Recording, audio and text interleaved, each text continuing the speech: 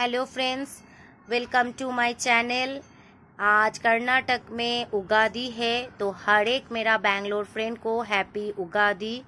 तो इसलिए मैं आज ओबाट बनाई थी, तो आप लोग भी देखिए और इसे ट्राई कीजिए। तो आशा करती हूँ ये वीडियो आप लोगों को अच्छा लगेगा। बिना स्किप किए हुए ये वीडियो पूरा देखिएगा और बताइएगा कैसा लगा है। तो उस ओबाट रेसिपी के लिए मैं ले ली हूँ 250 ग्राम मैदा, 300 ग्राम चना का दाल, 275 गुड़ और नारियल को मैं छोटा छोटा पीस करके मिक्सी जार में पेस्ट कर ली हूँ। तो आया 257 ग्राम। इलायची पाउडर है तो इलायची पाउडर ले लीजिए। मेरे पास इलायची पाउडर नहीं था, इसलिए मैं इलायची को कूट करके पाउडर बना लूँगी। चना दाल को अच्छे से 2-3 बार धो के उसको धोने के बाद अब पानी और नमक के साथ 2 विजिल मैं लगा ली थी। ये पूरा बॉयल मुझे नहीं चाहिए, सिर्फ नाखून से तोड़ा जाए उतना ही रहने से बस। 2 विजिल लगा के मैं गैस को बंद कर दी हूँ और ठंडा होने के लिए वेट करूँगी। तब तक मैं मैदे का डो बना लूँगी। तो उसके लिए मैदे में थोड़ा नमक ले ली हूँ, थोड़ा सा हल्दी पाउडर और थोड़ा सा शक्कर। इसमें फूड कलर का ज़रूरत नहीं है, नेचुरल में ही बनाइए। ये हल्दी पाउडर दे के और थोड़ा सा शक्कर और तेल दे दीजिए। तेल थोड़ा क्वांटिटी में ज़्यादा दीजिए क्योंकि ये मोयन होना बहुत ज़रूरी होता है। मोयन मतलब ऐसे देखिए, करने के बाद अब मुट्ठी में जब लेंगे, एक मुट्ठी में ऐसे मैदा आ जाता है।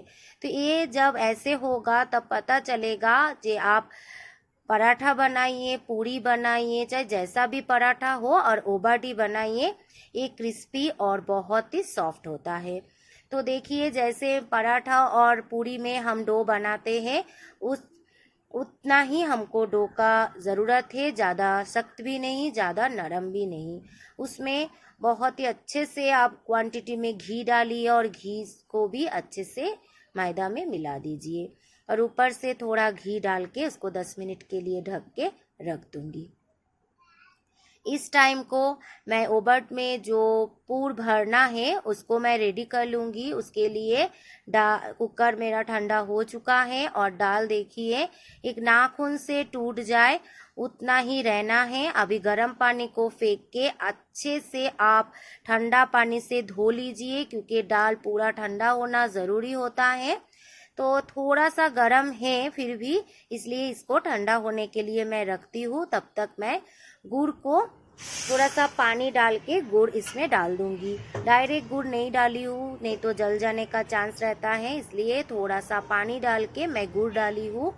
तो गुड़ पिघलने के लिए छोड़ देती हूँ और मिक्सी जार में, तो जितना मेरा क्वांटिटी में दाल है उतने में मैं छोटा मिक्सी जार में जिसमें मैं नारियल को पीसी थी, उसी में मैं 2 भाग में मैं दाल को पीस लूँगी। थोड़ा सा भी पानी मत दीजिएगा, बिना पानी के एकदम स्मूथ दाल को पीस लीजिएगा। थोड़ा सा भी दरदरा ना रहे।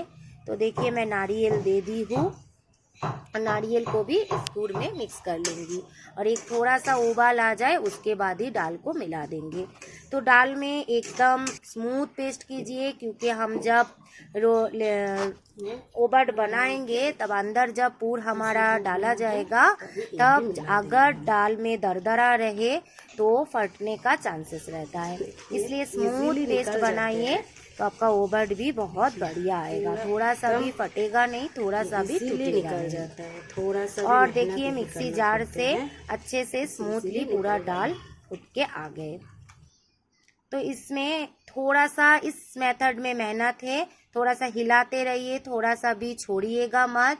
थोड़ा सा हाथ में दर्द हो जाता है और टाइम भी लगता है, और गैस का फ्लेम को धीमी ही रखिए।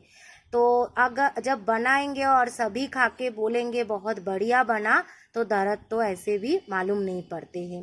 तो जब पूरा उठ के आ जाए कढ़ाई से, उसी स्ट्रक्चर पे आप रखिए और एक थाली में लेके उसे पूरा ठंडा कर लीजिएगा। तो मैं इसमें इलायची पाउडर मैं अभी नहीं डाली हूँ, थाली में उठा के इलायची पाउडर को डालूंगी, क्योंकि इलायची का जो स्मेल है ये दाल अभी भी गर्म है ना, इसीलिए अभी मिला के उसको ठंडा करने के लिए छोड़ दूंगी। एक मेरा छोटा सब्सक्राइबर है, वो मुझे ये रेसिपी देने के लिए बोले थे कि आंटी ये ओबट का रेसिपी ज़रूर दीजिएगा उगादी के दिन, तो इसीलिए मैं उसके लिए बोल रही हूँ, मैं ओबट का वीडियो दे रही हूँ, तुम देखना, देख के बोलना कैसे बना है। तो देखिए छोटा छोटा लेची मैं कट कर ली हूँ, जो एक रोटी का साइज़ का होता है, और थोड़ा सा मैदा छिड़क के रखी हूँ, क्योंकि मैदा को हाथ में लेते हुए छोटा छोटा एक कटोरी का शेप दे दूंगी। दे के जैसा मैं लेची रखी हूँ उसी क्वांटिटी में मैं दाल को भी लूँगी, लेके उसके अंदर थोड़ा हाथों से दबाते हुए डाल देंगे। डाल के मुंह को पूरा अच्छे से आप सील कर दीजिएगा, नहीं तो अच्छे से दबा दबा के नहीं आप मोड़िएगा तो दाल निकलने का चांस रहता है, तो ओबट अच्छा नहीं बनेगा, क्योंकि इसमें गुड़ है। अगर निकल जाएगा तो जूस जूस लगेगा और जो शीरा बनते हैं उसमें से अच्छा नहीं लगता है। तो अच्छे से मुंह को अच्छे से अटक दीजिए और हाथों से दबाते हुए पूरा फैला दीजिए। तो जो आटे आप दाल का डो डाले हैं अंदर, ऐसे दबाते हुए करेंगे तो दाल चारों साइड में चला जाएगा। और जब बेल के आप ओबट बनाएंगे तो ओबट का हर एक साइड में आपको दाल मिलेगा। तो ऐसे बना के हर एक लेची को मैं रख दी हूँ। तो मैं जितना डो बनाई थी उसी में मेरा 10 ओबट बन के रेडी हुआ है, और दाल थोड़ा ज़्यादा था इसलिए मैं एयर कंटेनर बॉक्स में फ्रिज में रख दूँगी। 2 वीक्स के लिए आप इसको स्टोरेज कर सकते हैं, और इसमें आप नमकीन भी बना सकते हैं। अगला वीडियो मैं नमकीन का ही दूंगी, तो इसी में से नमकीन कैसे बनाया जाता है वो भी मैं आपको दिखाऊंगी। तो ना तेल ना घी ना मैदा देके भी मैं एक रोटी जैसा शेप देके ओबट को बना ली हूँ, और एक मैदा देके भी बना रही हूँ।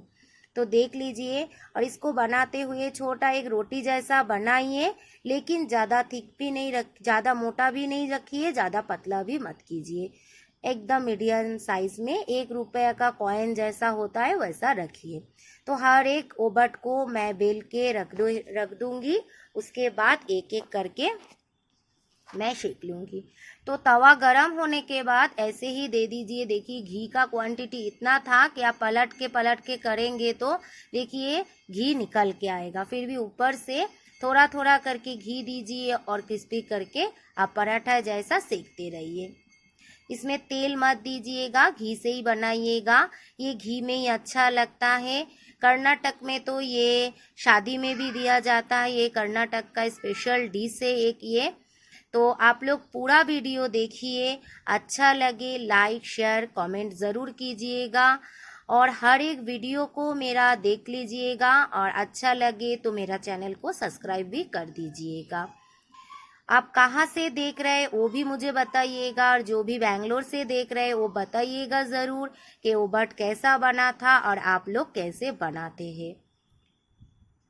तो देखिए ऐसे ही घी से पूरा पराठा जैसा चारों साइड को दबाते हुए मैं क्रिस्पी क्रिस्पी करके एक एक ओबट को मैं सेक ली हूँ, और घी और दूध के साथ मैं इसे सर्व करूँगी।